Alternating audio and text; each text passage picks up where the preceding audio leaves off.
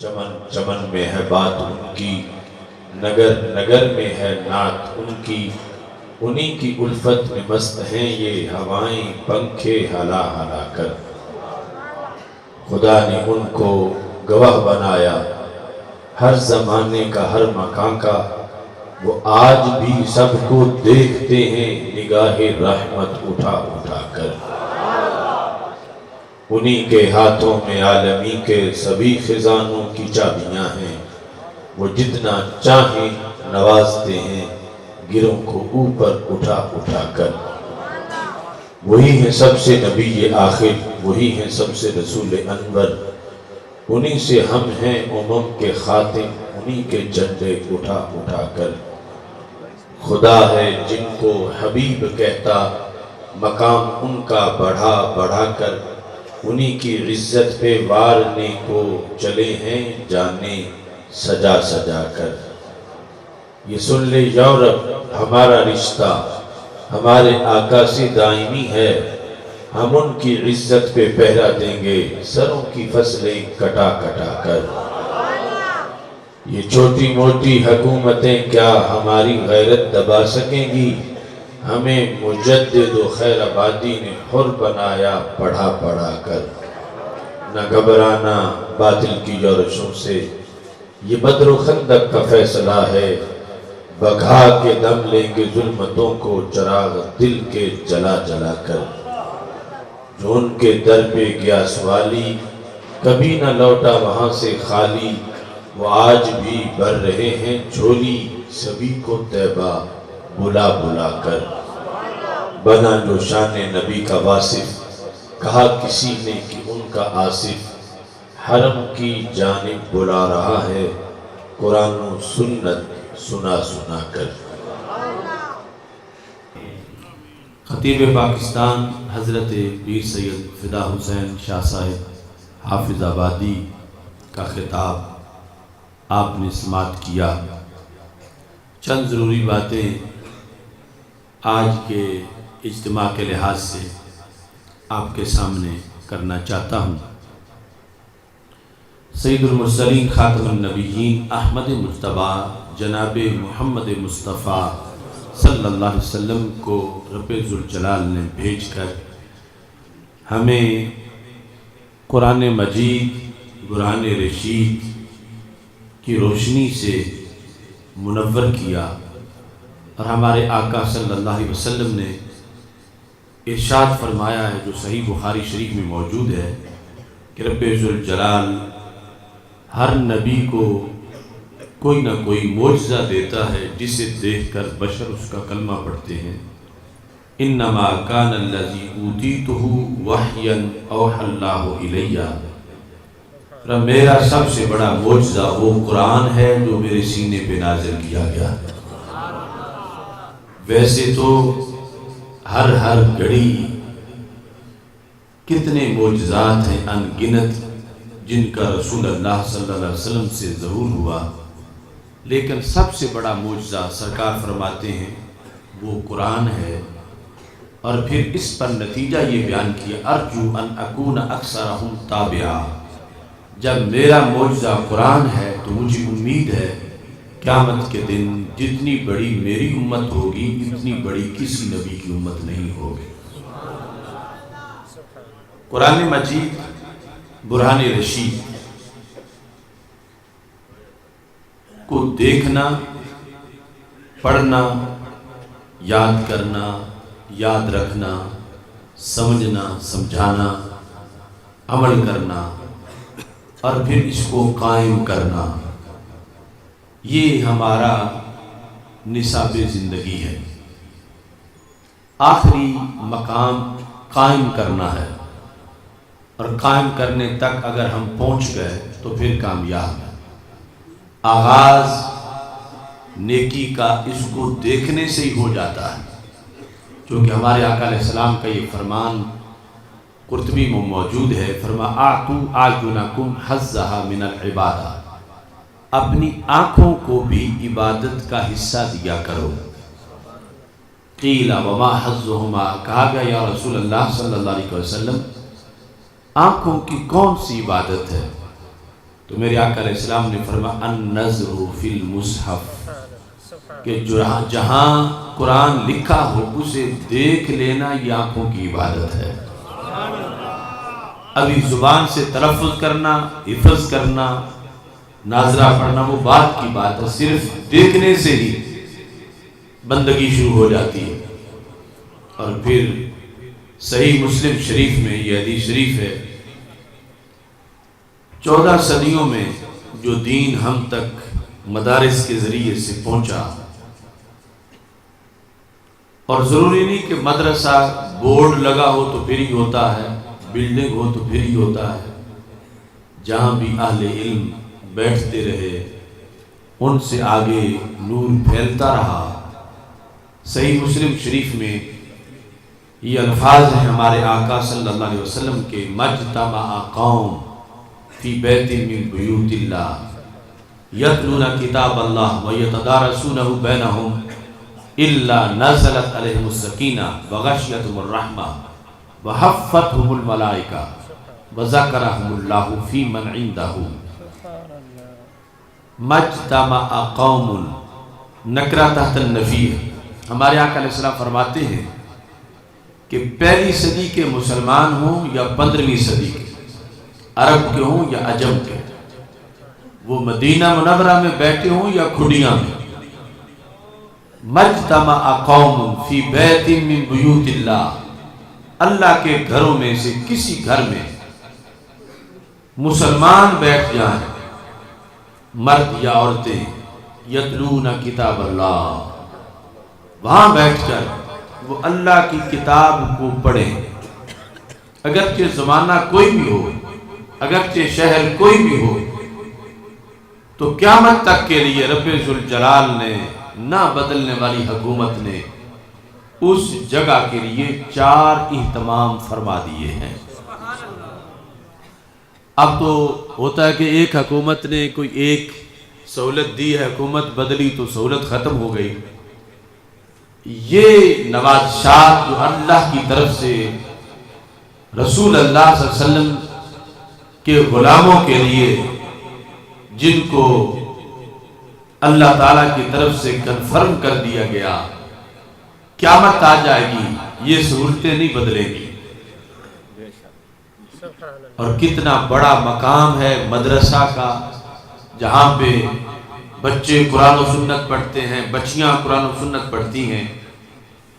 کیا ملتا ہے وہاں پہ؟ اگرچہ وہ کوئی شیش محل نہیں، وہ کوئی بہت عالی شان بلڈنگ نہیں، لیکن چونکہ وہاں قرآن پڑھا جاتا ہے تو وہاں اہتمام کیا ہوتا ہے؟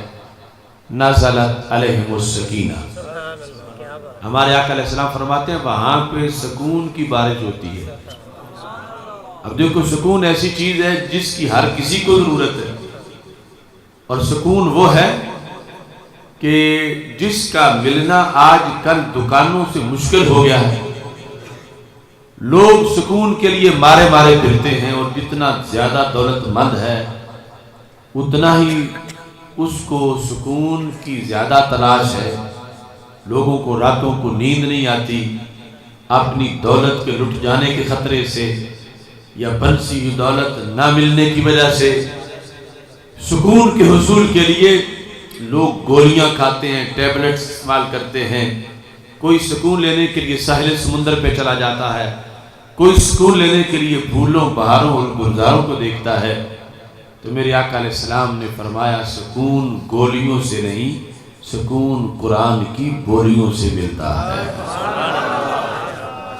نازلت علیہم السکینہ،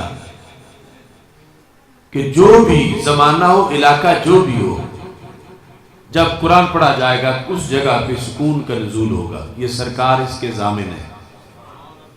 نازلت علیہم السکینہ، پھر وغشیتہم الرحمہ، فرمایا صرف سکون ہی نہیں ہوگا، وہاں رحمت بھی ہوگی۔ رحمت کتنی ہوگی؟ فرمایا رحمت اتنی ہوگی کہ اس پورے ماحول کو ڈھانپ لے گی، یعنی صرف ایک طرف یا 2 طرف سے نہیں ہوگی، ہر طرف سے رحمت ہوگی، کہ اس رحمت وہاں جو لوگ بیٹھے ہیں وہ سارے رحمت کی آغوش میں ہوں گے، رحمت کی چھتری کے نیچے ہوں گے۔ تیسرے نمبر پر فرمایا حفتہم الملائکہ، اللہ فرشتوں کو بھیجے گا کہ جاؤ جہاں بیٹھ کر میری امت کے، میرے محبوب کے امت کے بچے بچیاں یا افراد قرآن و سنت پڑھ رہے ہیں، تم اس جگہ کا جا کے طواف کرو۔ یعنی کتنا اونچا مقام ہے ایک خاکی انسان کا کہ رب نے نوریوں کو بھیجا۔ سرکار فرماتے حفتہم الملائکہ، فرشتے ان کا طواف کرتے ہیں، تو فرشتے خود نہیں آتے، رب ان کو بھیجتا ہے، کیونکہ فرشتوں کا تعارف یہ ہے کہ یفعلون ما یؤمرون، وہ کام کرتے ہیں جو رب کا حکم ہوتا ہے، اپنی مرضی پہ نہیں، رب کی مرضی پہ چلتے ہیں۔ اللہ ان کو آسمانوں سے بھیجتا ہے کہ فلاں جگہ چونکہ لوگ بیٹھ کر قرآن پڑھ رہے ہیں، بچیاں قرآن پڑھ رہی ہیں، تم اس جگہ کے گرد چکر لگاؤ۔ اب آپ اس سے اندازہ لگائیں، یعنی یہ صحیح مسلم شریف میں ایک دینی مدرسہ کا تعارف ہے کہ جہاں قرآن پڑھایا جاتا ہے، قرآن کی تفسیر، ترجمہ، حفظ، علوم قرآن، تشریح حدیث سے، اس جگہ کا مرتبہ کیا ہے، اور جس محلے میں ایسی جگہ، اس محلے کا کیا مقام ہے۔ اب رحمت کا فرشتہ تو ایک بھی کہیں آئے تو اس کے اثرات بڑے ہوتے ہیں، اور جس محلے میں فرشتوں کی آمد کا اڈا بنا ہوا ہو وہ محلہ کتنا بڑی شان والا محلہ ہے، کیونکہ جب وہاں پر مرکز قرآن ہے، مدرسہ ہے، تو سرکار کے فرمان کے مطابق روزانہ فرشتوں کی آمد ہوتی ہے، جنہوں نے وہاں پہ طواف کرنا ہوتا ہے، اس جگہ کے گرد چکر لگانے ہوتے ہیں۔ تو پھر محلے والوں کو شکر ادا کرنا چاہیے کہ ہمارے محلے میں ایک ایسی جگہ ہے کہ جس کے لیے روزانہ آسمانوں سے فرشتے آتے ہیں، اور فرشتے آ کے اس کے گرد چکر لگاتے ہیں۔ اور ان لوگوں کی کیا شان ہے کہ جن کے بچے، جن کی بچیاں، جہاں وہ زیور تعلیم سے ان کو آراستہ کیا جا رہا ہے، وہاں اہتمام اتنا ہے کہ نوری فرشتے وہاں آ کے چکر لگا رہے ہیں اور وہ طواف کر رہے ہیں۔ یہ درجہ آکسفورڈ اور کیمبرج جیسی یونیورسٹیوں کا نہیں ہے، یہ مقام اس مدرسہ کا ہے کہ جہاں قرآن و سنت کی تعلیم دی جاتی ہے اور فرشتوں کو بھیجا جاتا ہے، فرشتے وہاں آ کر طواف کرتے ہیں۔ اور چوتھے نمبر پر اتنا بڑا اعزاز ہے، ہمارے آقا علیہ السلام فرماتے ہیں ذکرہم اللہ فی من عندہ، کہ حاضری اجتماع کلاس فرش زمین پہ ہوتی ہے، لیکن ان کی حاضری عرش بری پہ ہوتی ہے، یعنی رب ذوالجلال نام لیتا ہے، ذکرہم اللہ، اللہ ان کا نام لیتا ہے، کن کا؟ جو مدرسہ میں آ گیا، جو بچے، جو بچیاں یہاں اجتماع میں، جو بڑے قرآن و سنت سننے کے لیے جلسے میں آ گئے، تو کیا ہوا؟ ذکرہم اللہ فی من عندہ، کہ رب ذوالجلال نے ان میں سے ہر ایک کا نام لیا فرشتوں کے سامنے فخر کے طور پر۔ فرشتوں دیکھو، دن بھر کے تھکے ہوئے تھے، پھر بھی میرا قرآن سننے کے لیے آ گئے ہیں، میرے دین کی بات سننے کے لیے آ گئے ہیں۔ اور جو 24 گھنٹے دارالعلوم میں پڑھنے والے ہیں اور جو دختران اسلام پڑھتی ہیں، ان کا نام رب ذوالجلال لے رہا ہے کہ فلاں کا بچہ پڑھنے آیا، فلاں کی بچی پڑھنے آئی، فلاں کی بیٹی پڑھنے آئی ہے۔ اس بنیاد پر آج اس زمانے کے اندر جب ترجیحات بدل گئی ہیں، لوگوں کے شوق بدل گئے ہیں اور لوگوں کی دلچسپیاں بدل گئی ہیں، میں نے یہ حدیث شریف گفتگو کی آغاز میں اس لیے پڑھی کہ اپنی اولادوں کا تعلق دارالعلوم کے ساتھ، مدرسہ کے ساتھ، اپنا رابطہ مدرسہ کے ساتھ، مدرسہ بنانا، مدرسہ چلانا، مدرسہ آباد کرنا اور مدرسہ کے اندر اپنی اولادوں کو بھیجنا، یہ سارا ایک ایسا سلسلہ ہے کہ جس کے اثرات دنیا میں بھی رونق کے ہوتے ہیں، قبر میں بھی ہوتے ہیں، برزخ میں بھی، اور انشاءاللہ اسی کی وجہ سے کل رب ذوالجلال جنت کی چاندنی بھی عطا فرمائے گا۔ نبی اکرم نور مجسم شفیع معظم صلی اللہ علیہ وسلم ایک موقع پر آپ نے یہ ارشاد فرمایا، ان ھذا الخیر خزائن، اپنے علم کی طرف اشارہ کر کے کہ صحابہ میرا علم جو روزانہ تم دیکھتے ہو یہ تھوڑا سا علم نہیں، یہ تو کئی خزانے ہیں۔ جب میرے آقا علیہ السلام نے لفظ خزانہ بولا اپنے علوم پر اور فرمایا ایک نہیں، اللہ نے مجھے بہت سے خزانے عطا کیے ہیں، تو سوال پیدا ہو رہا تھا کہ یا رسول اللہ صلی اللہ علیہ وسلم، آپ کے خزانوں کا قیامت تک کے لوگوں کو کیا فائدہ ہوگا جب آپ تو دنیا سے چلے جائیں گے، خزانہ بند ہوگا، خزانے کو تالا لگا ہوگا، تو پھر عوام کو اس خزانے کا کیا فائدہ ہوگا؟ تو ہمارے آقا علیہ السلام نے فرمایا طوبی لرجل مفتاحا للخیر ومغلاقا للشر، فرمایا رب نے مجھے خزانے بھی دیے ہیں اور خزانے کھولنے والی چابیاں بھی عطا فرمائی ہیں، اور فرمایا میرا خزانہ ہر زمانے میں کھلا رہے گا، ہر صدی میں کھلا رہے گا۔ یحمل ھذا العلم من کل خلف عدولہ، فرمایا ہر جو نئی نسل ہوگی اس میں میرے وارث ضرور پیدا ہوں گے، یعنی کوئی زمانہ ایسا نہیں ہوگا کہ لوگ ہوں اور میرے علم کے وارث نہ ہوں، دنیا میں رہنے والے بندے ہوں اور میری امت نہ ہو، اور میری امت میں پھر میرے دین کے حامل اور وارث نہ ہوں۔ فرمایا ہر زمانے کے اندر جو بھی نئی نسل ہوگی اس کے اندر رب ذوالجلال ایسے لوگ ضرور پیدا کرے گا، مرد و عورت میں، جو میرے دین کے وارث ہوں گے۔ اور میرے آقا علیہ السلام نے فرمایا طوبی لرجل مفتاحا للخیر ومغلاقا للشر، مجھے رب نے خزانے بھی دیے ہیں اور خزانے کھولنے کی چابیاں بھی دی ہیں۔ چابی کون ہے؟ فرمایا میری ملت کا وہ بیٹا جو گھر سے نکلا، قرآن کا حافظ بنا، عالم بنا، مکمل متبحر عالم دین بن گیا۔ فرمایا بیٹا اگرچہ لوہار کمہار کا تھا، میں نے اپنے خزانہ نبوت کی اس کو چابی بنا دیا ہے۔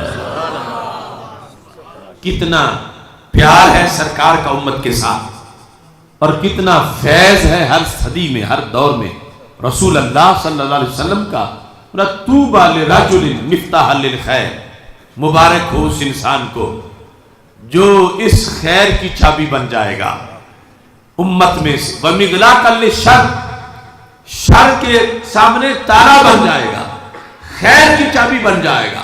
تو یہ دارالعلوم کی دوسری ڈیفینیشن ہے کہ دارالعلوم اس جگہ کو کہا جاتا ہے جہاں نبوت کے خزانوں کو کھولنے کی چابیاں تیار ہوتی ہیں۔ یہ لفظ سرکار نے بولا مفتاح للخیر، کہ خیر کی چابی، خیر کی چابی۔ اب چابی کا بڑا کردار ہوتا ہے، بڑا لوہا تالے کے قریب کرو وہ بات نہیں مانتا، چھوٹی سی چابی کی بات مان جاتا ہے، ٹوٹ جائے گا مگر بڑے لوہے کی بات نہیں مانے گا، چابی کی بات مانے گا۔ چابی سے تالا کھلتا ہے، تالے سے دروازہ کھلتا ہے، اور دروازے سے بہت بڑا خزانہ کھل جاتا ہے۔ تو میرے آقا علیہ السلام نے فرمایا قیامت تک میرا علم یوں موجود رہے گا کہ میری امت میں سے کچھ لوگ، ان کی دو شانیں ہوں گی، وہ چابی بھی ہوں گے، وہ تالا بھی ہوں گے۔ چابی ہوں گے خیر کے لیے، تالا ہوں گے شر کے سامنے۔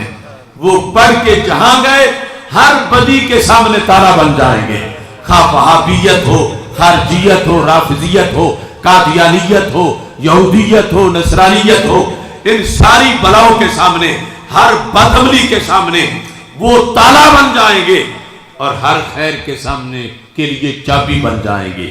کہیں درس قرآن، کہیں درس حدیث، کہیں محفل میلاد، کہیں محفل 11ویں شریف، کہیں اولیاء کا ذکر، کہیں اہل بیت اطہار علیہم رضوان کا ذکر، کہیں صحابہ کرام رضی اللہ تعالیٰ عنہ کا ذکر، کہیں معراج مصطفیٰ صلی اللہ علیہ وسلم، کہیں شہادت سیدنا امام حسین رضی اللہ تعالیٰ عنہ، کہیں سرکار کے اختیارات کا تذکرہ، کہیں علم غیب کا تذکرہ، کہیں نورانیت کا تذکرہ۔ فرمایا قیامت تک ایسے لوگ تیار ہوتے رہیں گے کہ وہ خیر کی چابی ہوں گے، وہ بولیں گے تو خیر تقسیم ہوگا، وہ لکھیں گے تو ہدایت بٹے گی، وہ تقریر کریں گے تو لوگوں کو روشنی ملے گی۔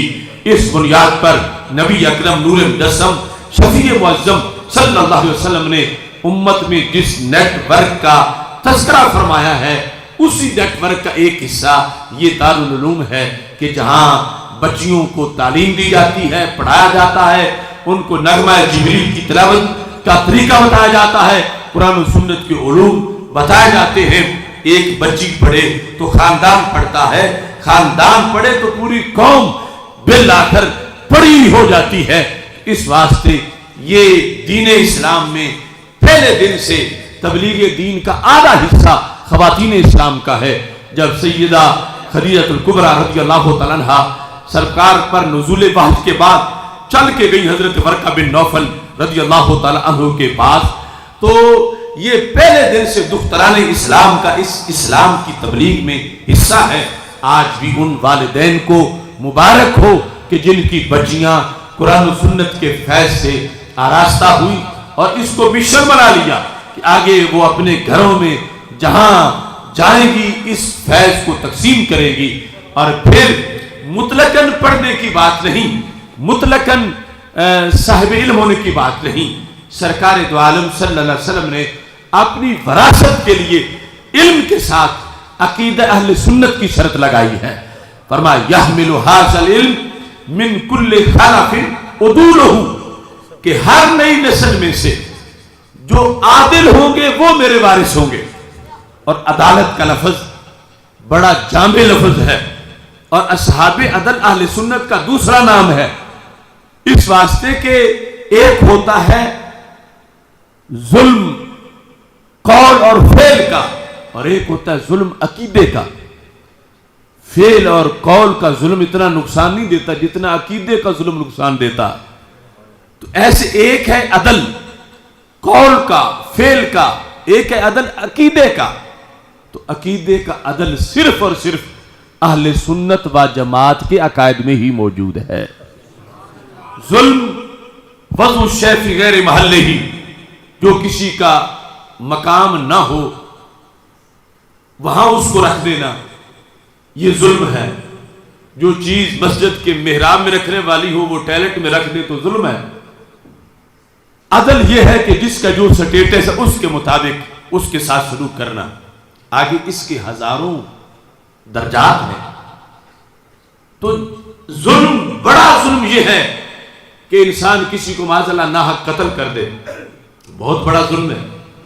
لیکن ناحق قتل کرنے والا حدیث میں ہے 100 کا قاتل تھا لیکن پھر بھی بالآخر جنت میں چلا گیا۔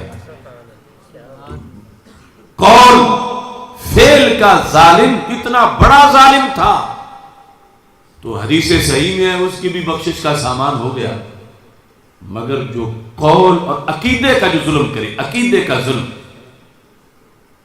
وہ عقیدے کا ظلم ایسا ظلم ہے کہ جس کو پھر کبھی بھی جہنم سے چھٹکارا نہیں ملتا۔ عقیدے کا عدل ہے کہ اللہ کو وحدہ لا شریک ماننا، ظلم ہے اس کا کوئی شریک ماننا۔ اسی واسطے تو قرآن کہتا ہے ان الشرک لظلم عظیم، کہ شرک سب سے بڑا ظلم ہے۔ کیوں؟ کہ اللہ کو جیسا ماننے چاہیے تھا ویسا نہیں مانا گیا۔ عدل یہ تھا کہ اس کا کوئی شریک نہ مانا جائے، ظلم یہ ہے کہ اس کا کوئی شریک مانا جائے۔ عدل یہ ہے کہ رسول اللہ صلی اللہ علیہ وسلم کو ہر عیب سے پاک مانا جائے۔ ظلم یہ ہے کہ سرکار کی طرف معاذ اللہ کسی عیب کی نسبت کی جائے۔ عدل یہ ہے کہ سرکار کی آل کا احترام کیا جائے۔ ظلم یہ ہے کہ سرکار کی آل کا کوئی بغض رکھے۔ عدل یہ ہے کہ سرکار کے صحابہ پر اعتقاد رکھے، ان کا ادب کرے۔ اور ظلم یہ ہے کہ صحابہ کو معاذ اللہ گالیاں دے۔ اب اس تشریح کو پیش نظر رکھ کے کہ جہاں رب ذوالجلال کو وحدہ لا شریک مانا جائے، سرکار کو بے عیب مانا جائے، آل رسول اصحاب رسول اللہ علیہ وسلم کا احترام کیا جائے، وہ جگہ مقام عدل ہے اور اس کو سنی کے سینے سے تعبیر کیا جاتا ہے۔ دوسرا کوئی ایک ظلم کر رہا ہے، کوئی 2 ظلم کر رہا ہے، کوئی 4 ظلم کر رہا ہے، کوئی 10 ظلم کر رہا ہے، تو یہ ہے اصحاب عدل۔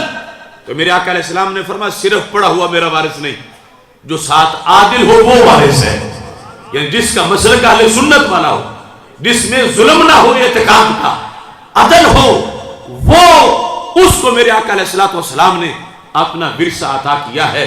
اس بنیاد پر میں جتنی بھی تعریف علم و حکمت کی کر رہا ہوں یا قرآن و سنت میں جتنی تعریف ہے وہ ساری اس علم کی ہے کہ جس علم میں عدل بھی ساتھ ہو، ورنہ قرآن کہتا وما تفرقوا الا من بعد ما جاءهم العلم، کہ وہ کیوں ٹکڑے ٹکڑے ہو گئے کہ ان کے پاس علم آیا تھا۔ تو اب اس علم کی قرآن مذمت کر رہا کہ علم آیا تو تفریق ہو گئی، علم آیا تو انتشار ہو گیا، علم آیا تو فرقہ واریت ہو گئی، ہے تو یہ بھی علم لیکن اس کی تعریف نہیں کی گئی۔ تو اس واسطے ہر علم کی تعریف نہیں کی جا رہی، ہر قاری کی تعریف نہیں، ہر مدرس کی تعریف نہیں، ہر تدریس کی تعریف نہیں۔ علی بخاری شریف میں تو یہاں تک موجود ہے، بلکہ ابن کثیر میں یہ الفاظ ہے کہ میرے آقا علیہ الصلوۃ والسلام نے ارشاد فرمایا مجھے اپنی امت پر قرآن کا بھی خطرہ ہے۔ جب آپ نے یہ لفظ بولے تو صحابہ حیران رہ گئے کہ یا رسول اللہ صلی اللہ علیہ وسلم، ہم نے آپ سے جو کچھ سنا وہ تو یہاں تک کہ قرآن مہیمن ہے، قرآن نگہبان ہے، آپ چلے بھی جائیں گے قرآن پیچھے بھی نگرانی کرے گا، تو اب آج آپ نے فرمایا کہ مجھے تم پر قرآن کا خطرہ ہے، تو اس کا کیا مطلب ہے؟ تو میرے آقا علیہ السلام کی آنکھ سارے حالات دیکھ رہی تھی، دیکھنا لفظ سرکار کا، فرمایا یتعلمہ المنافقون فیجادلون بہ المؤمنین۔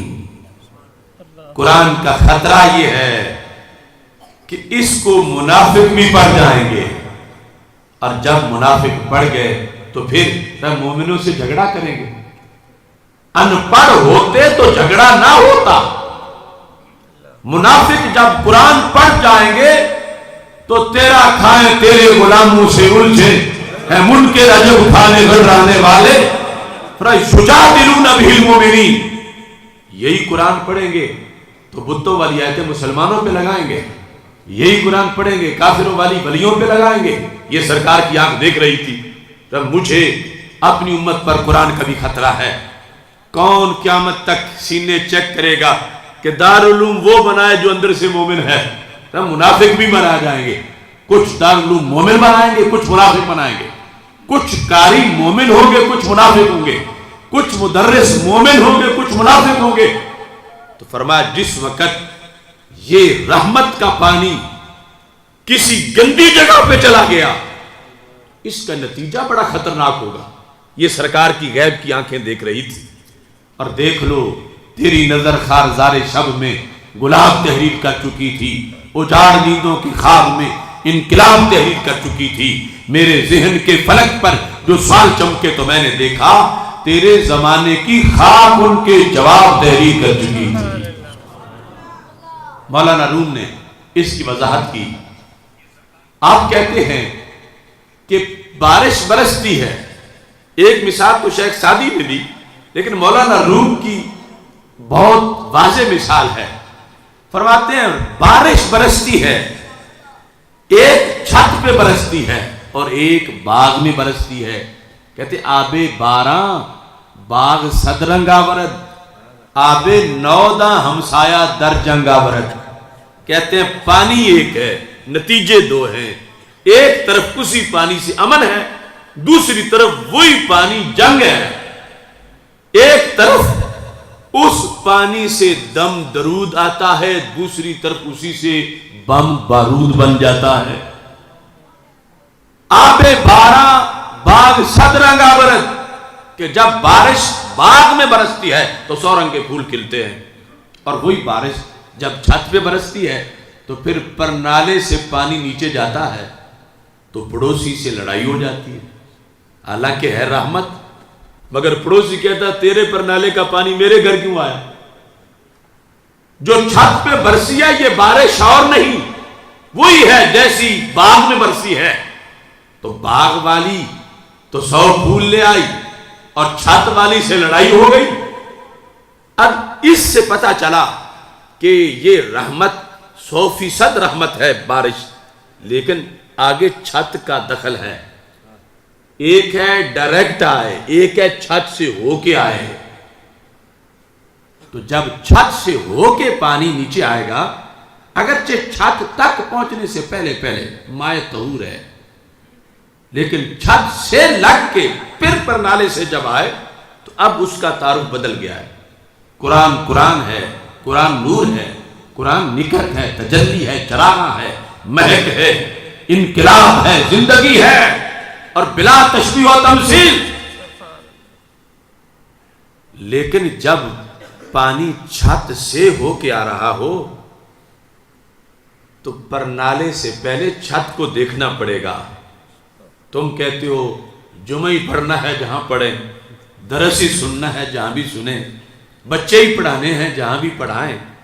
تو میں آپ سے پوچھتا ہوں کہ پانی جب چھت پر نہیں آیا تھا تو اس پر آپ قسم اٹھا سکتے تھے، اس بارش پر ابھی چھت تک نہیں پہنچی تھی، کہ یہ مائے طہور ہے، خود بھی پاک ہے، جسے لگے اسے بھی پاک کر دیتی ہے۔ لیکن بارش ہو گئی، چھت سے پانی پرنالے سے جب نیچے ٹپکنے لگا اور آپ گلی میں سے گزر رہے تھے اور وہ پانی آپ کے اوپر پڑا، اب آپ نے کسی سے پوچھا کیا کپڑے میرے صحیح ہیں یا میں بدل لوں، چونکہ پرنالے سے پانی پڑا، بدن میرا صحیح ہے یا میں غسل کروں، میں نے نماز پڑھنی ہے؟ تو اگرچہ کوئی بڑے مفتی صاحب نہ بھی ہوں، عام سلیم العقل بندہ بھی تجھے کہے گا کہ مجھے جواب دینے سے پہلے چھت دیکھ لینے دو، چونکہ چھت دیکھے بغیر اب مسئلہ حل نہیں ہوگا، چھت کو پیش نظر رکھنا پڑے گا، چونکہ یہ پانی ڈائریکٹ آسمان سے نہیں آ رہا، یہ پرنالے سے ہو کے آ رہا ہے، اور پرنالے کے لیے پیچھے چھت ہے۔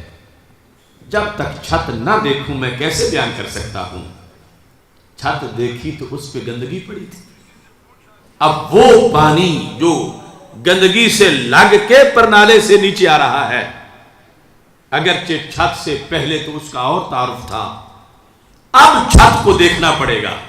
اگر چھت کی صورتحال ایسی ہے تو پھر کپڑے بھی پلید، بدن بھی پلید، حالانکہ وہ مائے طہور تھا، مگر اب چھت کا بیچ میں دخل آ گیا ہے، بلا تشبیہ و تمثیل۔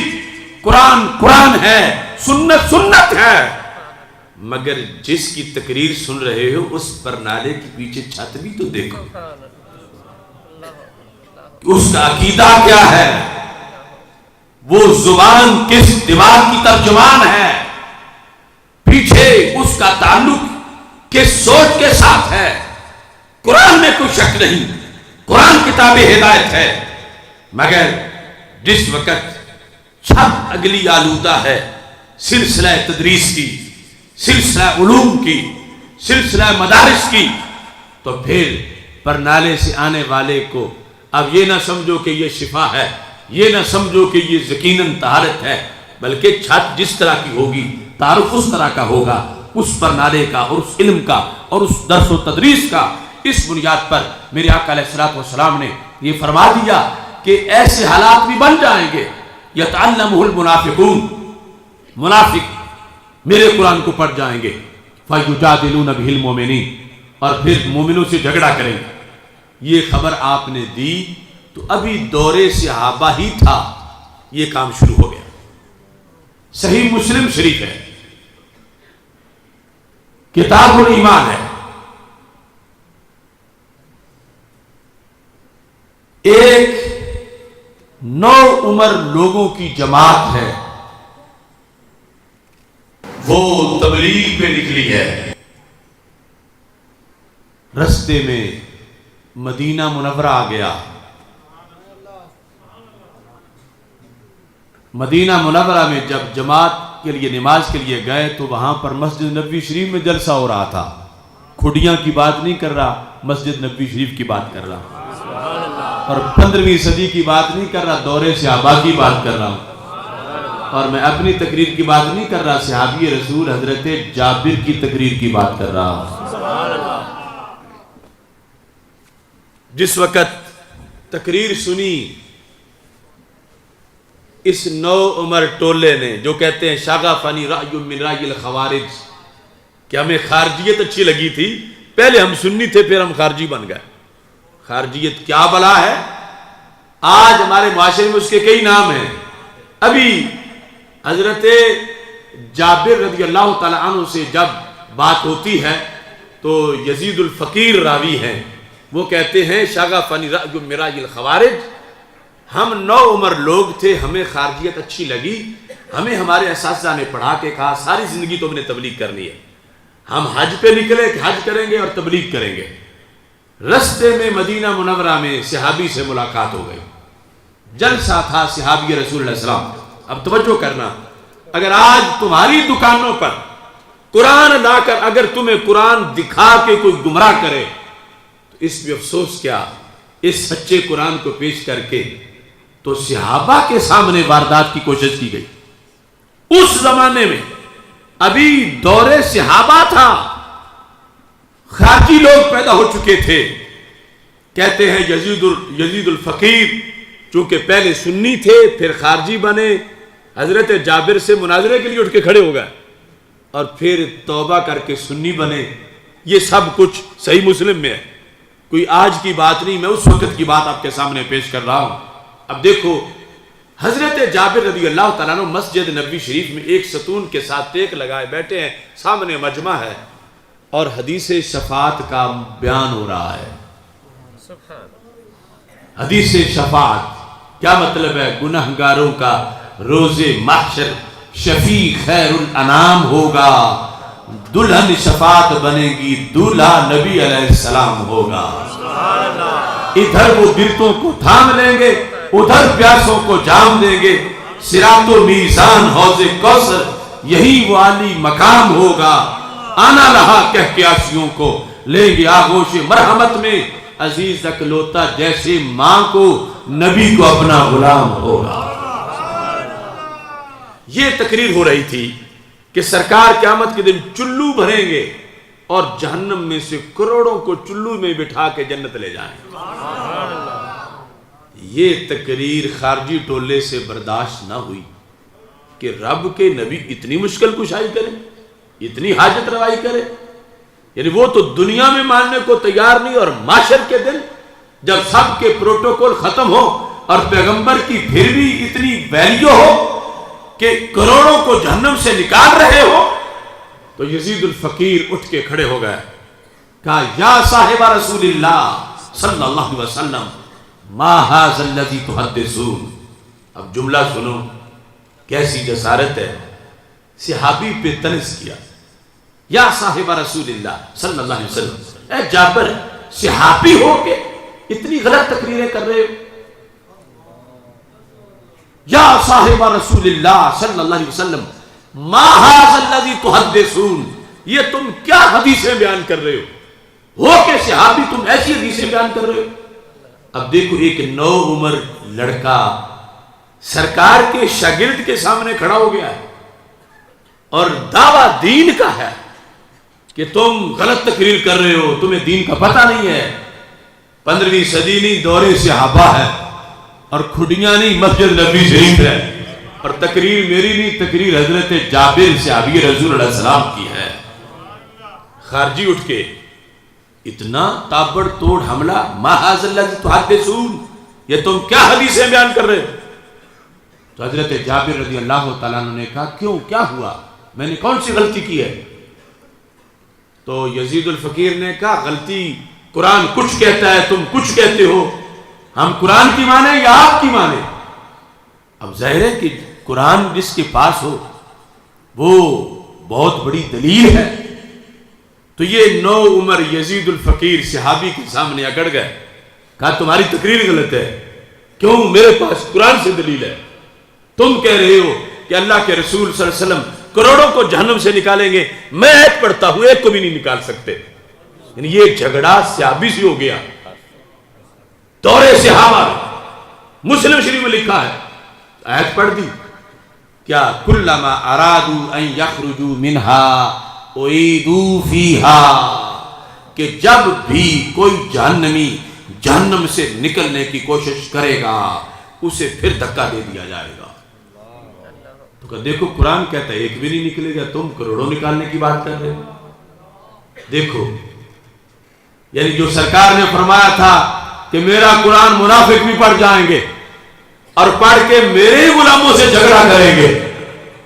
اب صحابہ جنہوں نے سرکار سے قرآن پڑھا ہوا ہے ان کے سامنے غیر صحابی اٹھ کے کھڑا ہو گیا ہے اور تانا دے رہا ہے کہ تم تبلیغ غلط کر رہے ہو، تم حدیثیں ٹھیک نہیں بیان کر رہے. جو کہ میرے پاس آیت ہے، قرآن کہتا ہے کلما ارادوا ان یخرجوا منها اعیدوا فیها۔ اب آپ اس کا اندازہ لگائیں، آج اگر تمہارے سامنے ڈیرے پر کوئی قرآن کی آیت کے غلط ترجمے شروع کر دے یا غلط پس منظر میں پڑھنا شروع کر دے، ہم کس کھیت کی مولی ہیں، یہ تو نسل صحابہ کے سامنے آ گئی، یعنی یہ فتنہ صحابہ کے سامنے کھڑا ہو گیا جنہوں نے سرکار سے قرآن پڑھا تھا۔ اب حضرت جابر رضی اللہ تعالیٰ عنہ گھبرائے نہیں، بلکہ جواب وہ دیا کہ ہم جیسوں کو جواب دینے کا طریقہ بھی سکھا دیا۔ سبحان اللہ۔ ہم نے اپنے عقیدہ توحید سیمینار کی ساری بیس حضرت جابر کی اس طریقے سے حاصل کی۔ حضرت جابر نے فرمایا اتقرأ القرآن، کیا تو قرآن پڑھتا ہے؟ یعنی اتنا میرے سامنے تو میرے خلاف، میرے موقف کے خلاف تو قرآن پڑھ رہا ہے، اتقرأ القرآن؟ تو یزید الفقیر کہتا ہے نعم، ہاں میں قرآن پڑھ رہا ہوں، میں نے قرآن پڑھا، ساتھ اس مضمون کی دوسری آیت بھی پڑھ دی۔ تو حضرت جابر رضی اللہ تعالیٰ عنہ نے کہا نہیں، تو نے قرآن نہیں پڑھا، یعنی یہ آیات ہیں جو پڑھ رہا ہے، مگر حل سمیت بمقام محمد المحمود الذی یخرج اللہ بہ من یخرجو، قرآن آتا ہے سارا پڑھے تو کیا تمہیں مقام محمود والی آیت نظر نہیں آئی قرآن میں؟ تیرے استادوں نے وہ آیت تجھے نہیں پڑھائی، تو کہتا ہے کہ میں نے قرآن پڑھا ہے، کیا مقام محمود والی آیت نہیں پڑھی؟ تو یزید الفقیر کہتے ہیں میں نے کہا نعم عسیٰ ان یبعثک ربک مقاما محمودا، یہ آیت پڑھی ہے مقام محمود والی، لیکن ہمیں تو اس کا کوئی مطلب نہیں بتایا گیا کہ مقام محمود کیا ہوتا ہے۔ تو حضرت جابر رضی اللہ تعالیٰ عنہ نے فرمایا جس کا خلاصہ یہ بنتا ہے کہ مقام محمود ہی تو وہ مقام ہے جہاں سرکار کھڑے ہوں گے قیامت کے دن اور کروڑوں کو جہنم سے نکال کے جنت عطا فرما دیں گے۔ سبحان اللہ۔ الذی یخرج اللہ بہ من یخرج، مطلب یہ تھا کہ تو پلا ہے کسی علم کے یتیم خانے میں، تیرے اساتذہ نے تجھے قرآن پڑھایا ہے، تیرا ایمان لوٹا ہے، تجھے پتہ ہی نہیں کہ مقام محمود کیا ہے۔ یہ جو تو آیات پڑھ رہا ہے ہمارے سامنے اتری تھی، لیکن یہ دیکھ تو صحیح یہ بات کس کی ہو رہی ہے، ذرا پہلے سے پڑھ تو صحیح، یہ کس کا ذکر ہے کہ جب نکلیں گے تو ان کو دھکا دیا جائے گا؟ تو پیچھے دیکھا تو بات تھی کافر کی، بات تھی مشرک کی۔ تو حضرت جابر نے کہا قرآن بھی سچا ہے، میں بھی سچا ہوں، جھوٹا تو ہے، جھوٹے تیرے استاد ہیں۔ میں نے یہ نہیں کہا کہ رب کے نبی کسی کافر کو نکالیں گے، میں نے یہ کہا رب کے نبی ایمانداروں کو نکالیں گے۔ تو قرآن کسی کافر کے نکلنے کی نفی کر رہا ہے، مومنوں کے نکلنے کی نفی نہیں کر رہا۔ اب دیکھو ابھی دورے صحابہ تھا تو وارداتیوں نے واردات شروع کر دی، کافروں والی آیتیں مسلمانوں پر لگانے لگے اور صحابہ کے سامنے، صحابہ پر جسارت کہ تم حدیث غلط بیان کر رہے ہو کہ حدیث میں کروڑوں کے نکلنے کا ذکر ہے، قرآن کہتا ہے ایک بھی نہیں نکلے گا۔ اب حدیث بھی سچی تھی، قرآن بھی سچا تھا، حضرت جابر بھی سچے تھے، لیکن جھوٹا تھا یزید الفقیر، جھوٹے تھے اس کے استاد کہ جنہوں نے اپنے شاگردوں کو کافروں والی آیت مومنوں کے بارے میں پڑھا دی تھی کہ کوئی نہیں نکلے گا، کوئی نہیں نکلے گا، کوئی نہیں نکلے گا، جب کوئی نکلے گا اس کو گرا دیا جائے گا۔ تو یہ تھی کافر کی بات، یہ تھی مشرک کی بات۔ تو حضرت جابر رضی اللہ تعالیٰ نے کہا میں کسی کافر کے نکلنے کی بات نہیں کر رہا، میں تو پیغمبر کے غلاموں کے نکلنے کی بات کر رہا ہوں۔ جب حضرت جابر کی وضاحت سنی یزید الفقیر نے، راوی تو وہی ہے، تو کہتے ہیں ہم سب نے توبہ کر دی اپنے خارجی عقیدے سے جس میں ہم کافروں والی آیتیں ولیوں پہ لگانا پڑے ہوئے تھے، ہم نے توبہ کر لی۔ استادوں نے کہا تھا حج کرنا ہے، ساری زندگی تبلیغ کرنی ہے، دیکھو مشن کہ صحابہ کو تبلیغ کرنی ہے، ان چھوکروں نے جو بعد میں آئے خارجی کہ تم نے ان کو تبلیغ کرنی ہے، لیکن پہلے جلسے میں ٹھس ہو گئے۔ حضرت جابر رضی اللہ تعالیٰ عنہ کی وضاحت پر یزید الفقیر کہنے لگا ہم سب توبہ کر گئے، ایک کے سوا باقی ساری تبلیغی جماعت غائب ہو گئی، ایک باقی رہ گیا، ہم واپس گھر گئے۔ اساتذہ نے کہا تجھے تو کہا تھا ساری زندگی تبلیغ کرنی ہے، تم آ بھی گئے ہو؟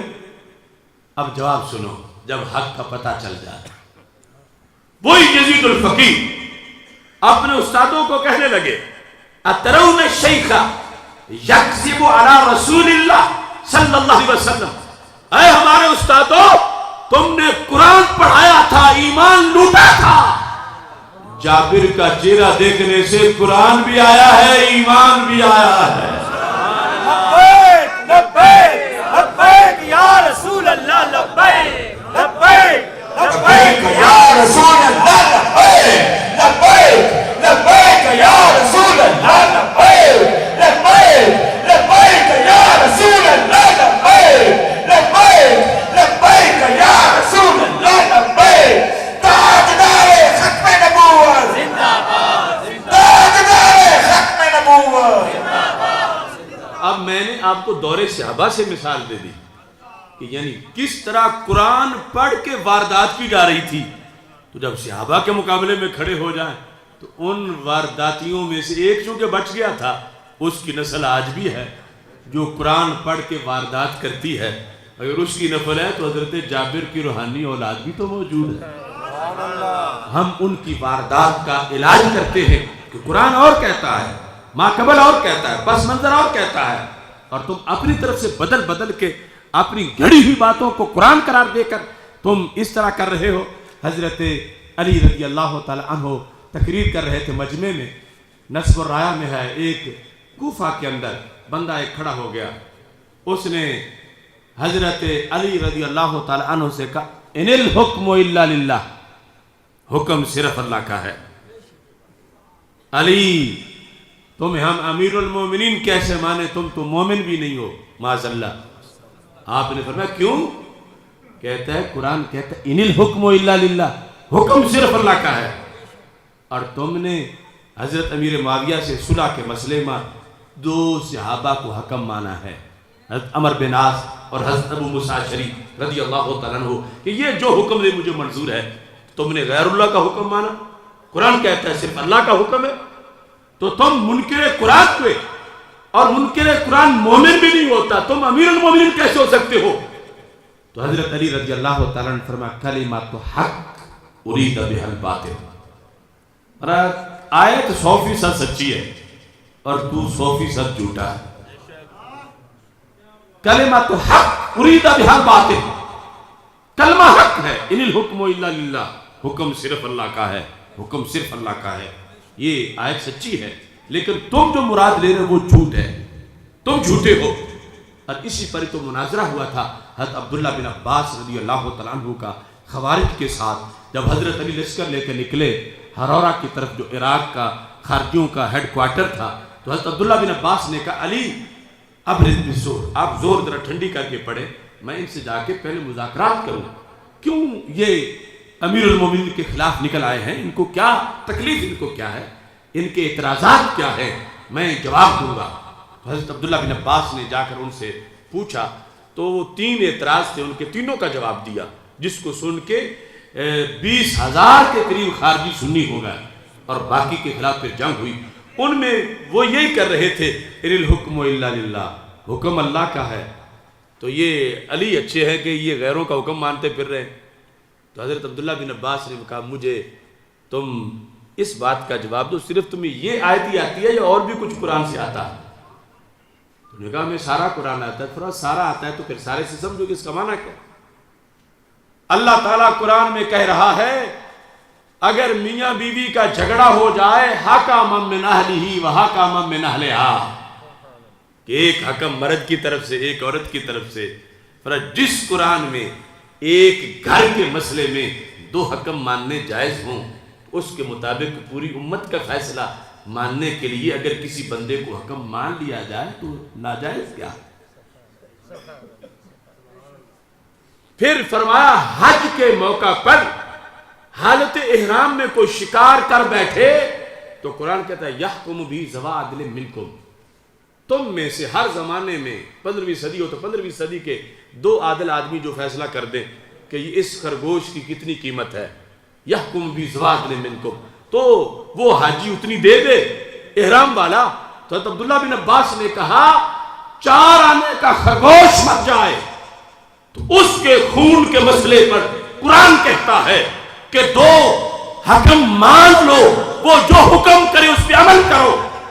تو کہا جب پوری امت کے خون کے مسئلہ تھا، حضرت مولا علی نے اگر 2 حکم مان لیے تو غلطی کیا کی؟ تو ان الحکم الا للہ کا مطلب ہے حکم رب کا ہے، آگے یہ نہیں کہ وہ کسی کو نائب نہیں بناتا، اللہ اپنے حکم کا مظہر بھی بنا دیتا ہے کہ تمہیں بتا دیا کہ تم حکم کا اعلان کرو، آگے تم حکم کو رائج کرو، آگے تم حکومت کا اعلان کرو۔ یہی تو ہے نظام مصطفیٰ صلی اللہ علیہ وسلم۔ اللہ فرماتا فلا وربک لا یؤمنون حتی یحکموک فیما شجر بینہم، محبوب مجھے تمہارے رب کی قسم یہ جو کچھ بھی کر لے اس وقت تک مومن نہیں ہے جب تک کہ تمہاری حکومت کو تسلیم نہ کر لے۔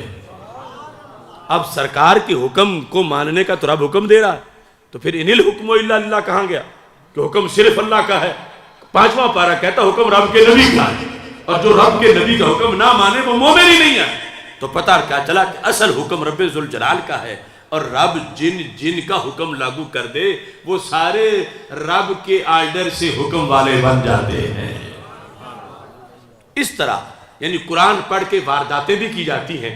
تو میں ہر مدرسہ کی بات نہیں کرتا، ہر دارالعلوم کی بات نہیں کرتا، ہر خطیب، ہر قاری، ہر مدرس کی بات نہیں کرتا، میں اس کی بات کرتا ہوں کہ جہاں علم نور ہے اور عدالت عقیدہ کے ساتھ موجود ہے، اور وہ عدالتی عقیدہ صفہ سے لے کر آج تک اس کا نام اہل سنت و جماعت ہے۔ یہ نام ہم نے نہیں رکھا، یہ نام خود سرور کائنات حضرت محمد مصطفیٰ صلی اللہ علیہ وسلم نے رکھا۔ الکامل کی 3 جلد میں موجود ہے، اور اس کے گواہ چھوٹے گواہ نہیں، اس کے راوی چھوٹے راوی نہیں، بلکہ سارے جنتی جوانوں کے سردار حضرت امام حسین اس کے راوی ہیں کہ حق پرستوں کا نام دربار رسالت سے اہل سنت و جماعت رکھا گیا ہے۔ چونکہ کربلا کے میدان میں آپ نے جس وقت گفتگو کی، فرمایا اولم یبلغکم قول مستفیر من رسول اللہ صلی اللہ علیہ وسلم، اے لوگو کیا تمہیں اس مشہور حدیث رسول اللہ علیہ وسلم کی خبر نہیں ہے؟ لوگوں نے پوچھا کون سی حدیث؟ آپ نے فرمایا ان رسول اللہ صلی اللہ علیہ وسلم قال لی ولی اخی، اللہ کے رسول علیہ السلام نے مجھے فرمایا تھا، مجھ حسین کو، ولی اخی اور میرے بھائی حسن رضی اللہ تعالیٰ عنہ، کیا فرمایا تھا؟ انتما سیدہ شباب اہل الجنہ وقرۃ عین اہل السنہ، کہ حسن و حسین تم دونوں جنتی جوانوں کے سردار بھی ہو اور سنیوں کی آنکھ کی ٹھنڈک بھی ہو۔ یہ حدیث خود امام حسین رضی اللہ تعالیٰ عنہ نے الکامل میں موجود ہے، کربلا کے میدان میں۔ فرمایا ایسا نہیں کہ کسی صحابی نے سنی ہو اور صحابی سے میں نے سنی ہو، میں نے اپنے کانوں سے سنی ہے، نانا جی نے مجھے فرمایا تھا اور میرے بھائی حسن کو فرمایا تھا کہ تم دونوں جنتی جوانوں کے سردار ہو، وَقُرَّةُ عَيْنِ أَهْلِ السُّنَّةِ، اور تم دونوں سنیوں کی آنکھ کی ٹھنڈک ہو۔ تو اس حدیث سے جہاں یہ مضمون پتا چلا کہ امام حسن اور امام حسین رضی اللہ تعالیٰ عنہما جنتی جوانوں کے سردار ہیں، وہاں یہ بھی تو ثابت ہوا کہ حق پرستوں کا سنی نام داتا صاحب نے نہیں رکھا، سرور کونین نے رکھا ہے۔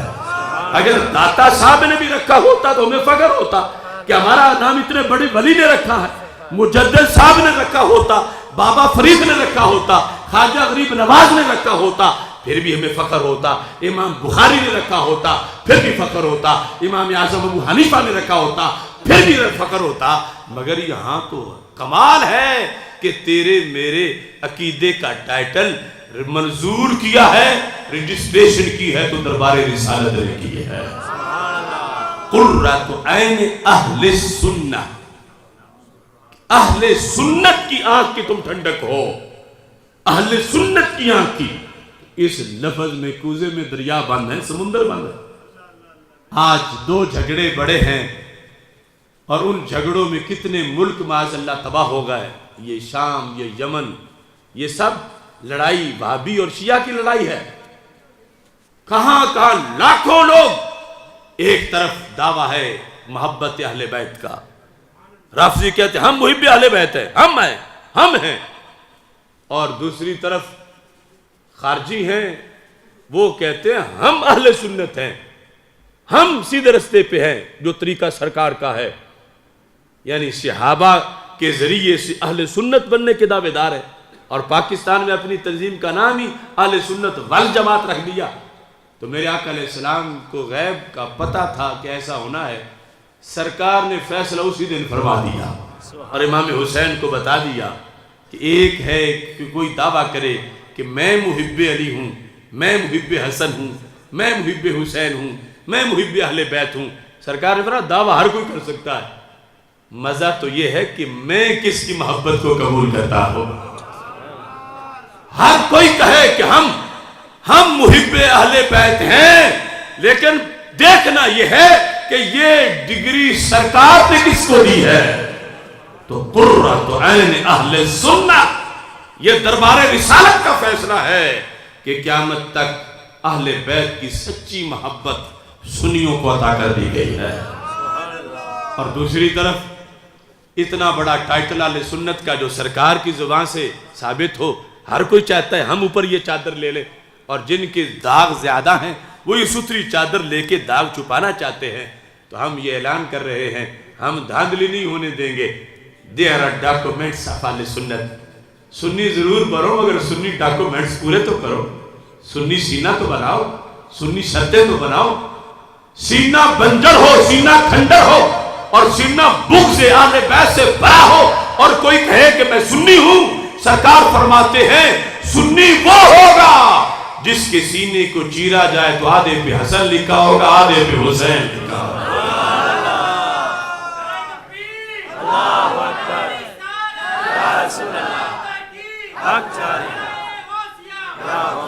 اس بنیاد پر یعنی اہل سنت ہی محب اہل بیت ہیں، اور پھر دوسری طرف سے جو اہل سنت کا صحابہ کرام علیہ رضوان اور جمیع جہاد سے جو شرائط ہیں، یہ ہمارے آقا علیہ السلام نے خود بتا دی کہ محب اہل بیت کون اور سنی کون ہے۔ اب آج اگر کیکروں کا نام کوئی بیری رکھے، یا کیکروں کو کوئی آج مالٹا کہے، یا کیکروں کو آج کوئی کیلا کہے، تو ہم نہیں کہنے دیں گے کہ اہل سنت کا بیج آیا ہے مدینہ منورہ سے، اور اس کی پیداوار ہے 14 صدیوں میں، اور 14 صدیوں میں ہمارے پاس ہی ہے۔ یہ دوسرے ٹولے کی تو پیچھے 1 صدی کے پیچھے کوئی ٹونٹی نہیں ہے۔ ہم دکھاتے ہیں ہر صدی میں اہل بیت اور صحابہ کی محبت کا جو درخت ہے، اس کی پیداوار ہر صدی میں موجود ہے۔ ارے بر صغیر کو دیکھو، جس زمانے میں دین کی اذان داتا صاحب دے رہے تھے، یہ دوسرے ٹولے کا بھی کوئی مؤذن تھا اس زمانے میں؟ جب بابا فرید توحید کی اذانیں دے رہے تھے، جب گنج بخش رائے راجو کے سر میں جوتے مار رہے تھے، جب غریب نواز پرتھوی راج کے دانت کھٹے کر رہے تھے، اس وقت وہابیوں کا مؤذن کون تھا بر صغیر میں؟ کوئی بڑا تو کیا بونا بھی نہیں تھا، یہ تو جڑی بوٹیاں اب اگی ہیں آ کر۔ تو یہ پورا تسلسل ہر صدی کے اندر جو رہا ہے وہ اہل سنت و جماعت کا ہے۔ اہل سنت و جماعت کی جو درخت کی پیداوار ہے وہ ہم دکھا سکتے ہیں، ان کے پاس کوئی پیداوار نہیں ہے، یہ محض دعویٰ ہے۔ اس بنیاد پر یہ یعنی دین متین کا تقاضا ہے بحمداللہ ملا حق سے عقیدہ اہل سنت کا، پڑھا ہے قدسیوں نے بھی قصیدہ اہل سنت کا، زمین ہے اہل سنت کی، زمانہ اہل سنت کا، بنایا رب نے جنت میں ٹھکانہ اہل سنت کا، کسی کی ایڈ کی جانب نہیں اٹھتی نظر اپنی، خدا نے بھر دیا اتنا خزانہ اہل سنت کا۔ زبان مصطفیٰ سے یہ ملا ہم کو لقب واضح، عطائے مصطفیٰ ہے آب و دانہ اہل سنت کا۔ اٹھو منزل ملے گی تو مزے کی نیند سو لیں گے، کرو اب کام تھوڑا سا روزانہ اہل سنت کا۔ سنو فکر رضا میں ہی بقا ہے آج بھی اپنی، کوئی تجھ کو نہ بھٹکائے بیگانہ اہل سنت کا۔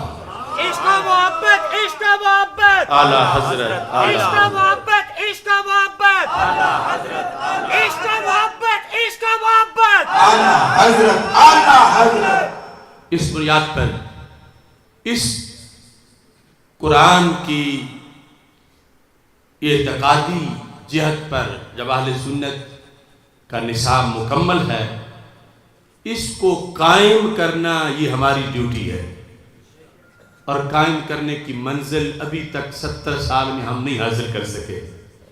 قرآن کا حافظ ہونا اور ہے، قرآن کا عالم ہونا اور ہے، قرآن کا مدرس ہونا اور ہے، قرآن کی تقریریں کرنا اور ہے، قرآن کو قائم کرنا اور ہے۔ قائم کرنا کیا ہے؟ کہ قرآن سے پوچھ کے فیصلے ہوں، قرآن کا راج قائم ہو، تھانے میں قرآن، کچہری میں قرآن، سپریم کورٹ میں قرآن، پارلیمنٹ میں قرآن۔ یہ ہے قرآن کو قائم کرنا۔ اگرچہ قائم تبھی ہوگا جب ناظرہ پڑھیں گے، حفظ کریں گے، ترجمہ پڑھیں گے، تفسیر پڑھیں گے، تدریس کریں گے، لیکن اگر صرف یہیں تک رک جائیں اور قرآن کا نظام اس ملک میں قائم نہ کریں تو ہم مقروض بنیں گے۔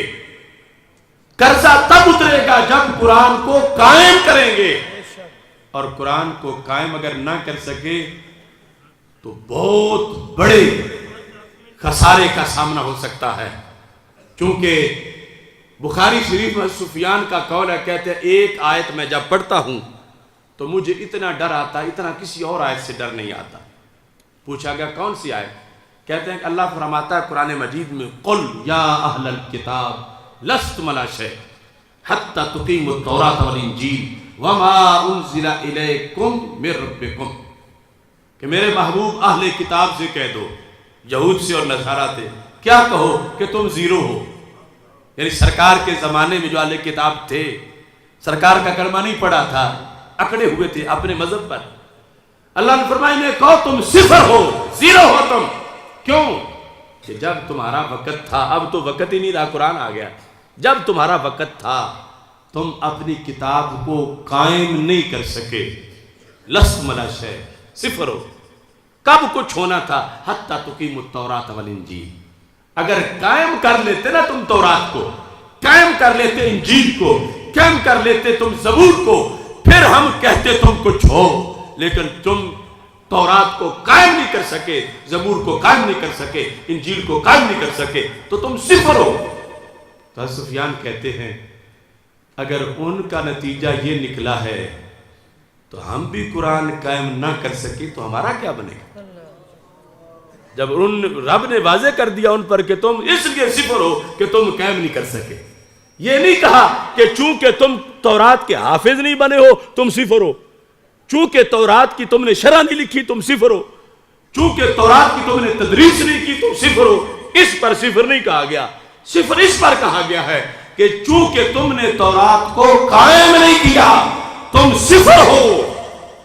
تو ہم سے صرف قرآن کے حافظ بننے کا تقاضا نہیں، صرف قرآن کی تفسیریں لکھنے کا تقاضا نہیں، صرف قرآن کی تقریریں کرنے کا تقاضا نہیں، صرف قرآن کے دارالعلوم بنانے کا تقاضا نہیں، بلکہ ہم سے تقاضا ہے قرآن کو قائم کرنے کا۔ اور قائم کرنے کے لیے ہمارے بڑوں نے پاکستان بنایا تھا، یعنی یہ تھا ان کے سامنے مشن کہ اگر ہم ملک علیحدہ نہ لیں تو قرآن قائم نہیں ہوتا، ہم نے قرآن کو قائم کرنا ہے۔ تو 3 صدیوں تک انہوں نے جہاد کیا، 2-4 سال نہیں، 3 صدیوں تک۔ اور وہ دلیر بھی بڑے تھے اور وہ ولی بھی تھے، وہ کتب بھی تھے۔ 3 صدیوں تک انہوں نے تقریریں کی، چونکہ ہم نے قرآن کو قائم کرنا ہے، ہمیں جدا زمین چاہیے، یہ ہندوؤں کے ساتھ رہ کہ ہم قرآن قائم نہیں کر سکتے، ہم نے قرآن کو قائم کرنا ہے۔ پھر صرف تقریریں نہیں کی، 20 لاکھ جانیں بھی دی، پھر 2 کروڑ نے گھر بھی چھوڑے، اور پھر جا کے یہ ملک ملا، اور 70 سال پھر بھی گزر گئے، اب تک قرآن قائم نہیں ہوا۔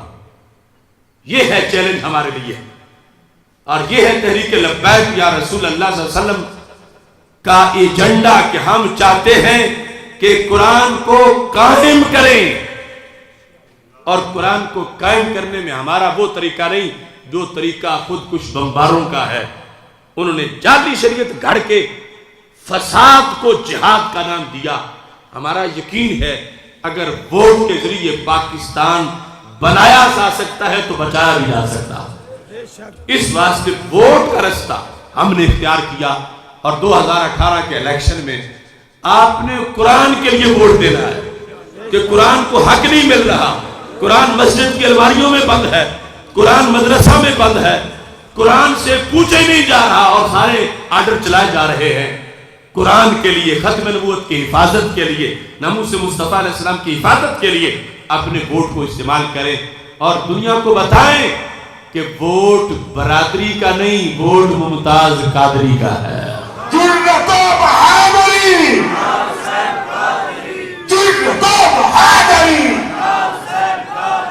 راضی تیرے خون سے, راضی تیرے خون سے, تاجدار ختم نبوت, تاجدار ختم نبوت. اب دیکھو ووٹ کا معنی ہی قوم نہیں سمجھی. ووٹ ہے بیعت, بیعت کرنا. اب ووٹ کی جھگڑا تھا امام حسین اور یزید میں. یزید پلید ووٹ مانگتا تھا, امام حسین کہتے ہیں تم نہا لو ووٹ تمہیں نہیں دوں گا. 72 تن قربان کر دیے, ووٹ نہیں دیا. اتنا سستا سمجھا تم نے ووٹ. ووٹ بیعت ہے, ووٹ امانت ہے, ووٹ شہادت ہے.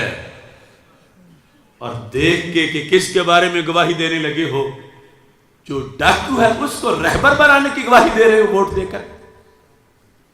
جو زمانے کا مکار, بدکار, زانی, شرابی, اسے تم امیر المومنین بنانے کے لیے اپنی مور لگا رہے ہو. سوچو تو صحیح.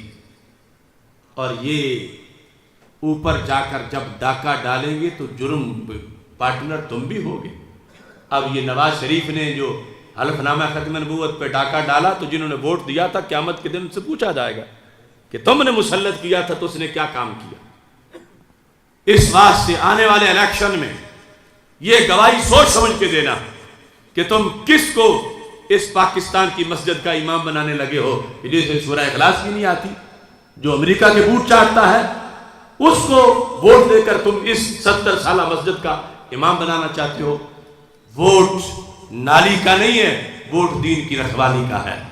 اور ووٹ تھانے سے چھڑانے کا نہیں ہے, ووٹ جنت لے جانے کا ہے. اس بنیاد پر اس فکر کو بڑھانا ہے.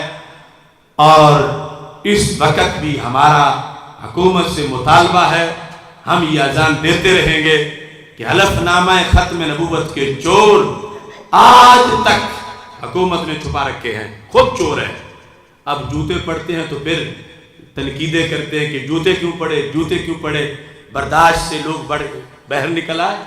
میں کہتا ہوں جب مذہبی جذبات کو تم ٹھیس پہنچاؤ گے, آگ لگاؤ تو کہو کہ تپش نہ ہو, تو تپش تو ضرور ہوگی. پہلے آگ کیوں لگاتے ہو؟ تم نے حلف نامہ ختم نبوت میں تبدیلی کی, ہم نے لانگ مارچ کیے, ہم نے دھرنے دیے, ہمارے لوگ شہید ہوئے, تم نے FIR نہ کاٹی, تم نے آج تک ان ڈاکوؤں کے نام نہ دیے, تم نے ان کو سزا نہ دی, تم نے رانا ثناء اللہ جیسے غدار ناموس رسالت کو اپنی گود میں بٹھایا, اور تم نے 295C کو بدلنے کے لیے سینٹ کی کمیٹی کے اندر بل پیش کیا. تو ہم اس پر چپ نہیں رہ سکتے, یہ جرم ہے تمہارے. پہلے یہ جرم ختم کرو تو پھر ہم سے پوچھو کہ جوتے والے نے جوتا کیوں مارا. مجھ سے جھگڑا ہوگا اگلے ایک چینل پر, انہوں نے پھر وہ پروگرام ہی نہیں چلایا کہ اینکر کی میں نے ٹھکائی کر دی. وہ کہتا تم مذمت کرو, میں نے کہتا میں نہیں کرنا. وہ 7 نیوز پہ تو چلا, لیکن 24 پر نے کہا کہ سب دنیا مذمت کر رہی ہے. میں نے کہا میں مذمت کروں گا نواز شریف کی کہ جس نے حلف نامہ ختم نبوت میں حملہ کیا. جوتا تو معمولی چیز, ابھی پتہ نہیں ان سے کیا ہوگا آگے. تو اس واسطے کیونکہ انہوں نے غازی ممتاز حسین قادری سے ٹکر لی ہے. اور میں نے اس زمانے میں کہا تھا کہ حضرت ورقہ بن نوفل گزر رہے تھے اور حضرت بلال پر تشدد ہو رہا تھا. فتح الباری شرح بخاری میں موجود ہے. حضرت ورقہ بن نوفل نے دھمکی دی قریش مکہ کو, واللہ لئن قتلتموہ لا تأخذنہ حنانا, خدا کی قسم اگر تم بلال کو شہید کر دو گے, بلال شہید ہو کے بھی تمہاری جان نہیں چھوڑے گا, اس کی قبر بھی تمہارا پیچھا کرے گی. یہ دھمکی تھی حضرت ورقہ بن نوفل کی. تو میں نے کہا تھا نواز شریف ممتاز قادری کو شہید کرو گے تو ممتاز قادری پھر بھی تمہارا پیچھا نہیں چھوڑے گا۔ حضرت برقہ بن نوفل نے کہا لا تخزنہ حنانا، کہ جہاں بلال کو دفن کرو گے میں بلال کی قبر کو ہاتھ لگا لگا کے چوموں گا، جب میرا عمل دنیا دیکھے گی تو اے قریش تم پہ لعنت کرے گی کہ تم نے اس عظیم کو شہید کیا جس کی قبر بھی چمک مارنے والی ہے۔ تو وہ آج دیکھنا پڑ رہا ہے ان کو تحریک لبیک یا رسول اللہ صلی اللہ علیہ وسلم حق کی اذان دے رہی ہے۔ اس بات سے ہم نے اپنے مطالبات کے لیے جیل بھرو تحریک شروع کر رکھی ہے۔ 20 مارچ کو انشاءاللہ فیصل آباد میں جیل بھرو تحریک ہے، اس کا اجتماع ہے۔ کل انشاءاللہ حیدرآباد میں ہے، پرسوں کراچی ہے۔ پورے ملک میں ہم یہ اذان دے رہے ہیں اور انشاءاللہ فائنل راؤنڈ ہوگا 7 اپریل کو مینار پاکستان پر تاریخ 7 انٹرنیشنل نظام مصطفیٰ صلی اللہ علیہ وسلم کانفرنس منعقد کی جائے گی، جس میں آنے والے الیکشن کا شیڈول اور تحریک کا منشور اللہ کے فضل سے پیش کیا جائے گا۔ آثار رسول علیہ السلام اور ختم نبوت کے لحاظ سے آواز کو بلند کیا جائے گا۔ میں آپ تمام حضرات کو 7 اپریل مینار پاکستان آنے کی دعوت دے رہا ہوں۔ اللہ تعالی ہم سب کا حامی و ناصر ہو۔ فآخر دعوانا ان الحمدللہ۔